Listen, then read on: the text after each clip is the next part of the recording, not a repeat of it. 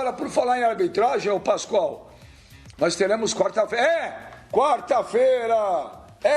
Quarta-feira. Amanhã é dia de São Paulo e Flamengo, Flamengo e São Paulo, no Morumbi, valendo a classificação, né? Daqui a pouco a gente vai falar aí, parece que Gabigol confirmado não joga, Thiago Maia tá fora esse ano, não joga mais também. Mas, ô Pascoal, a guerra de bastidores já deu errado, né? Porque o Flamengo queria que mudasse a arbitragem, a CBF ontem que falou, nananina não. Só o São Paulo, o único clube que teve esse benefício de ir lá e pedir para trocar e trocou foi o São Paulo. E depois, no jogo posterior, né, o jogo do São Paulo contra o Grêmio, foi aquela tragédia da arbitragem que a gente viu, né? O Rodolfo Toschi apitando aquele jogo, né? E agora, o São Paulo não conseguiu, o Flamengo não conseguiu trocar o Wilton Pereira Sampaio. Lembra daquela frase do Marcos Braz, que ele falou, perdi minha carteira aqui no jogo. O jogo foi lá no Beira-Rio, lembra daquilo? Por conta de um pênalti não marcado, de jogadas confusas do Wilton Pereira Sampaio. Foi por isso que o Flamengo entrou com esse pedido na CBF. Ele não apitou bem aquele jogo, ele não está preparado, ele não está psicologicamente preparado para apitar um jogo dessa importância de Flamengo e São Paulo pela Copa do Brasil. Os argumentos do Flamengo. A CBF não levou nem em consideração. Diz que vai manter a escala, está mantido o Wilton Pereira Sampaio para apitar esse jogo. O Wilton Pereira Sampaio é um dos candidatos a ser indicado para a Copa do Mundo. Veja lá, ele é um dos candidatos a ser indicado para a Copa do Mundo. Mas está apitando desse jeito aí, né? O Flamengo não conseguiu fazer essa alteração. O Flamengo tem muitos problemas para montar o time, está com o Rogério Ceni acordando de madrugada, com insônia, arrumando o campo para treinar. Está cheio de problema lá o Flamengo. Mas tentou modificar a arbitragem do jogo e não conseguiu. Isso, na minha forma de entender, isso cria uma pressão ainda muito maior no árbitro. Porque é um ser humano. Foi como aconteceu com o Rodolfo Toschi naquela partida. Não foi o Rodolfo Toschi que apitou aquela partida, foi o Rodolfo Toschi que apitou o jogo do Botafogo. O jogo do São Paulo contra o Grêmio, vou lembrar o nome do árbitro já. O que aconteceu foi o seguinte: a pressão foi tão grande em cima do apitador, que ele não conseguiu apitar o jogo dele. Ele fez um monte de lambança, um monte de atrapalhada. E é isso que se teme para o jogo do São Paulo contra o Flamengo. Que o Wilton Pereira Sampaio, que é um cara correto, é um cara honesto, é um cara que tem um passado na arbitragem, entre pressionado psicologicamente para apitar o jogo. E aí as coisas podem não ocorrer da maneira que se espera, da maneira que tem que ocorrer para um árbitro de futebol trabalhar direito. O VAR já não ajuda. Tem aquele pênalti no jogo do Corinthians, é uma demonstração muito clara. O pênalti no jogo do Botafogo ontem, outra demonstração muito clara. O VAR não ajuda. Pascoal. O árbitro dentro de campo... Pois não, pode dizer, Fascani. Aquele árbitro é o Rafael Trace. É mais um, é tudo igual. Rafael Você coloca Trace. tudo no mesmo balaio, é tudo igual. É o Rafael Trace, mas eu não quero fazer injustiça com o nome de ninguém. Muito obrigado, viu, Fascani? Agradeço. Agora, não dá, tem coisas na arbitragem que aconteceram depois de que houve a troca de árbitro do jogo do São Paulo contra o Grêmio. Todo mundo tem razão de reclamar.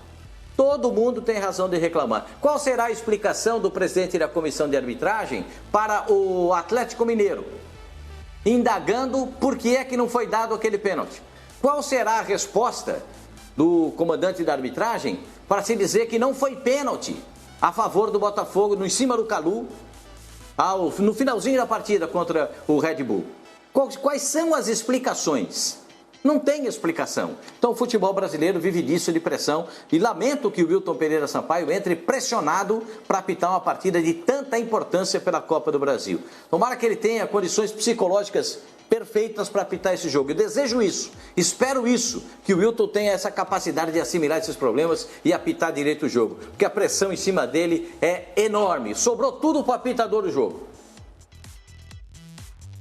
Mas, ô Pipo, por que só o São Paulo?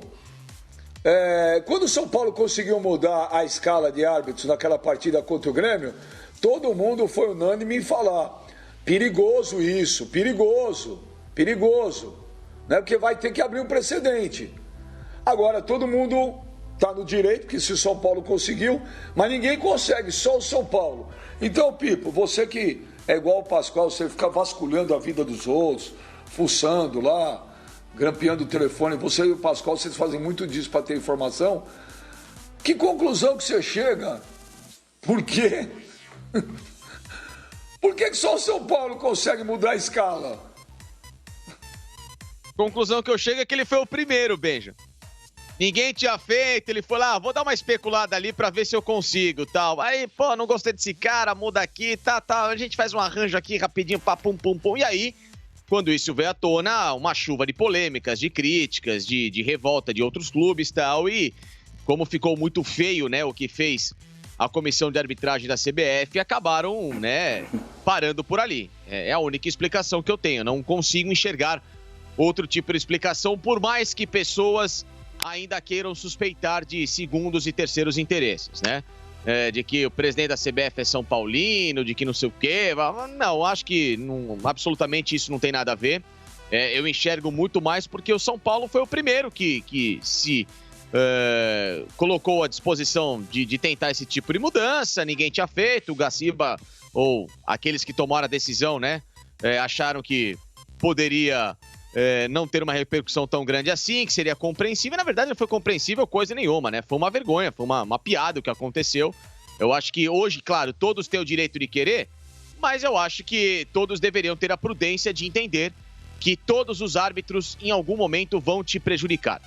Vão errar e isso, obviamente, vai gerar algum tipo de prejuízo. Então, o que se tem que fazer é trabalhar para que haja uma melhora no quadro da arbitragem, no sistema da arbitragem no Brasil. E não de você minar profissionais. Se você não concorda com esses profissionais que estão listados para trabalhar no Campeonato Brasileiro, é simples, não assina o regulamento.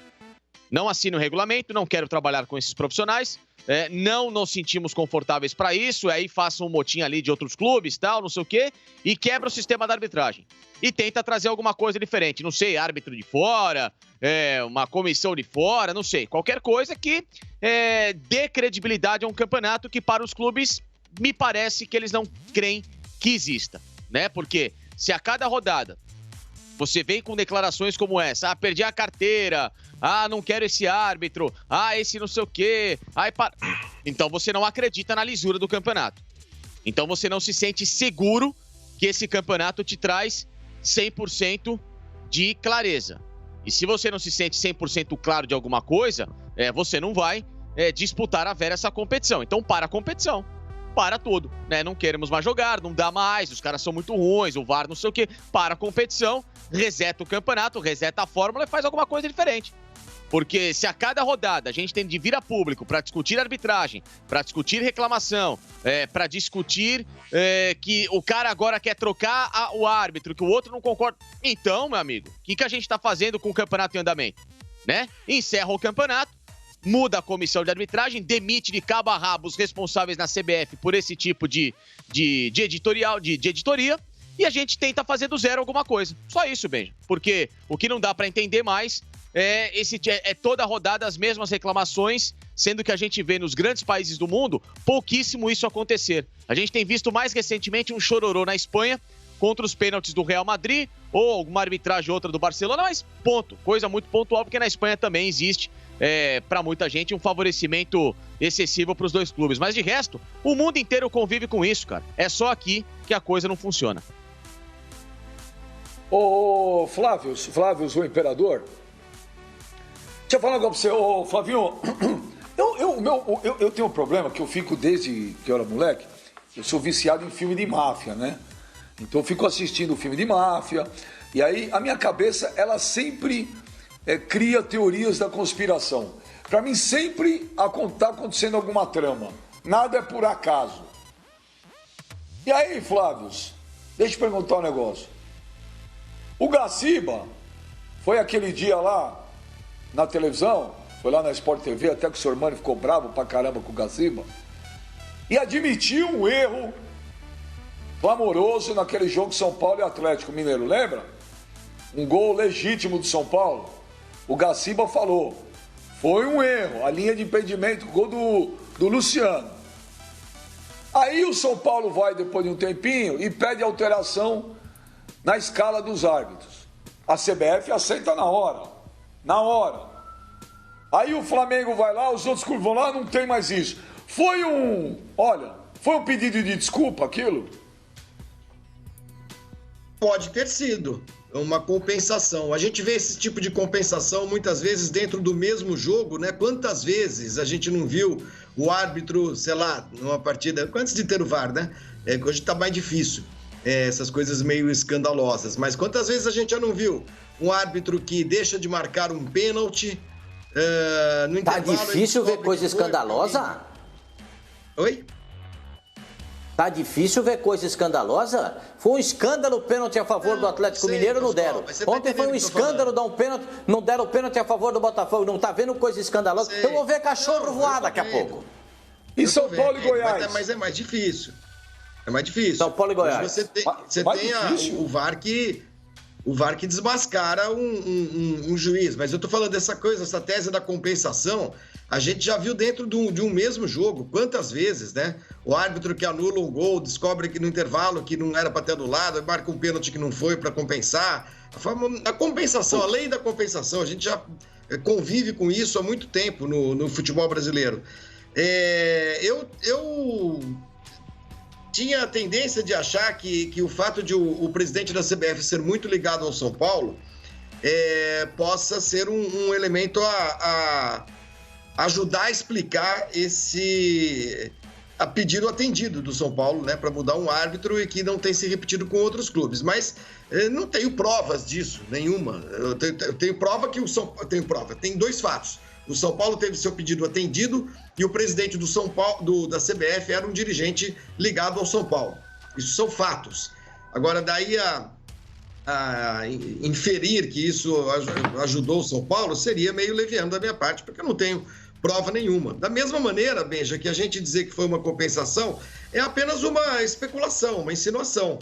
A gente não tem provas disso. O que a gente tem são muitos fatos que atentam contra a qualidade da arbitragem e o que a gente poderia chamar de transparência, para não dizer falta de lisura, tá? Mas pelo menos transparência na condução das coisas da arbitragem no futebol brasileiro, né? Porque qual é a explicação que a CBF dá para ter atendido a um pedido de São Paulo? Alguém vem e fala em público? Alguém se submete a uma entrevista? Alguém se sujeita a uma entrevista coletiva para ser questionado sobre essas coisas todas que a gente fica colocando aqui? Não. Se fecham em copas ali na sede aqui pertinho da Barra da Tijuca, vão fazendo as coisas do jeito que querem e a gente fica aqui só especulando, porque ninguém vem a público para oferecer explicações transparentes para esses fatos muito estranhos. Não acho que clube nenhum tem de pedir para mudar a arbitragem. Nenhum. Não acho que o Flamengo tinha que ter feito isso, não acho que o São Paulo tinha que ter feito isso. Agora, acho muito menos que a CBF deve atender. A gente falou disso quando houve a troca de um árbitro aí para o jogo de São Paulo. Abre-se um precedente perigosíssimo. Todo clube vai se sentir no direito agora de escolher quem vai apitar os seus jogos, né? Não pode ser assim. E falta transparência na CBF. Falta transparência. Essa palavra é mágica. É mágica. Falta transparência. Falta vir a público e explicar aquilo tudo que a gente questiona, mas não tem a possibilidade e oportunidade de questionar pessoalmente. Tá parecendo, o Benja, sabe o que parece? Parece que a gente está vivendo no meu tempo de moleque para jogar na várzea. Botava todo mundo em cima do caminhão para ir jogar na várzea e ainda o time visitante levava o juiz. Ou o time da casa deixava o juiz. Quer dizer, o juiz era escolhido ali na hora. Era o cara que você trouxe o juiz? Trouxe. Então bota ele para apitar o jogo aí. Ele apita o cascudo, o principal apita o nosso. Pô, parece isso, cara. Parece várzea. Nós estamos falando de campeonato brasileiro, estamos falando de Copa do Brasil, estamos falando de título importante, que vale dinheiro pra caramba. Não é barato, é caro. São 70 milhões para ganhar a Copa do Brasil, 7 milhões agora para o time que passar para outra fase. É dinheiro pra caramba. É profissional, é título, é conquista, todo mundo se esforçando, o Flamengo esfacelado com o time todo arrebentado, São Paulo com o time todo arrumadinho, 11 partidas sem perder, 5 vitórias seguidas, tudo isso tem que ser levado em consideração. Aí chega na hora da arbitragem, é tudo no empírico, é tudo no amadorismo. Poxa, já viu que o Wilton Pereira Sampaio teve problema no jogo do Flamengo? Pra que botar o Wilton Pereira Sampaio pra pitar o jogo do Flamengo com o São Paulo? Tira da relação dos escolhidos, deixa para outro dia, deixa para outra partida importante, porque tem outros jogos importantes da Copa do Brasil. Tem jogo do Ceará com o Palmeiras, tem jogo do Grêmio contra o Cuiabá, tem jogo do Internacional contra o América Mineiro. Ele é goiano, ele pode apitar outras partidas. Para que fazer isso? Eu fico perguntando para você, qual é o intuito disso? Provocar reação? Provocar reação? Mostrar que são mais inteligentes do que qualquer outra pessoa? Por que isso? Gaciba, por que isso? Por que provocar reação? Por que testar a capacidade intelectual dos outros? Ô, Cassino, eu vou dizer um negócio pra você. Eu sempre falo isso. Eu não acuso ninguém de nada. Só acusaria alguém de alguma coisa se eu tivesse prova. Então não acuso ninguém. E o Pascoal fica bravo comigo desde o primeiro dia de programa que eu falo isso pra ele. Mas eu também não acredito em todo mundo por acreditar. Eu tenho todo o direito do mundo de duvidar de quem eu quiser. Duvidar de alguém, né? É uma coisa, acusar é outra. Então eu não vou aqui, eu não ponho a mão no fogo. Eu canso de falar, tem erro de arbitragem pra mim que eu vou te falar, cara. Não é possível que seja erro. E tem coisas que não dá pra entender, Cassino. Essa mudança de árbitro o São Paulo pode. Por exemplo, por que só o São Paulo tem 3 jogos a menos? Por que não foram marcados jogos pro São Paulo? O Flamengo, por exemplo, jogou aquela semana lá, aquele mês de outubro, lembra? Que a gente até fez a maratona aqui, era terça, quinta e domingo. Terça, quinta e domingo. Não, jogou sábado, não? Terça, quinta e domingo. Por que o São Paulo não, Cassino? São Paulo vai jogar esses 3 jogos quando? É só no Brasil, Cassino. Cassino, é só no... Desculpa, Cassino, para terminar. É só no Brasil que o campeonato, o primeiro turno termina, mas não termina. É no mínimo uma estranha coincidência, mas é difícil acusar, como você mesmo falou, né? O São Paulo estava no direito dele de ir lá e pedir. O erro foi da entidade, no caso a CBF, que permitiu para o São Paulo, e agora que outros pedidos ocorreram e já ocorreram, eles serem negados. Aí fica a pergunta, por quê? Só que na minha avaliação, não adianta o São Paulo pedir para trocar, o Flamengo, depois vai o Botafogo, depois vai o Inter, depois vai o Atlético Mineiro, depois vai o Atlético Paranaense. Sabe por quê? Porque se pedir para trocar o árbitro X pelo árbitro Y ou pelo árbitro Z, vai ter lambança, vai ter erro. E erros terríveis. Porque hoje o árbitro não tem mais a responsabilidade da era pré-VAR. Antes o árbitro era a autoridade. O árbitro marcava e não voltava atrás. Errando ou não. Eu acho um absurdo, por exemplo, ter um lance de penalidade, o árbitro ficar com a mão no ouvido, esperando o cara lá da cabine resolver. Não, ele tem que resolver no campo. Mas isso é da regra, é do protocolo. E o protocolo tem que ser mudado. Seria muito mais interessante, isso que eu vou falar, eu sei que é utopia. Seria muito mais interessante os clubes da Série A, de repente até da Série B, se unirem, fazerem um manifesto, e em vez de se manifesta a International Board ou a FIFA para falar, olha, esses são os erros que o futebol brasileiro está... Esse é um erro, para mim, terrível. Isso não pode mais acontecer por causa de uma linha pontilhada, a metade do ombro do cara está à frente, sendo que as pernas estão mais atrás, e aí o gol, o lance é invalidado. O jogador, ele tá na barreira, ele vai se proteger, a bola pega na mão dele, assim, ó, onde tá aqui minha mão, e o cara vai e marca pênalti. E outros lances que têm ocorrido. E o pior, no jogo A, a bola bate aqui no cara e é pênalti. No jogo B, a bola bate aqui no cara, o cara vai, olha e não é pênalti.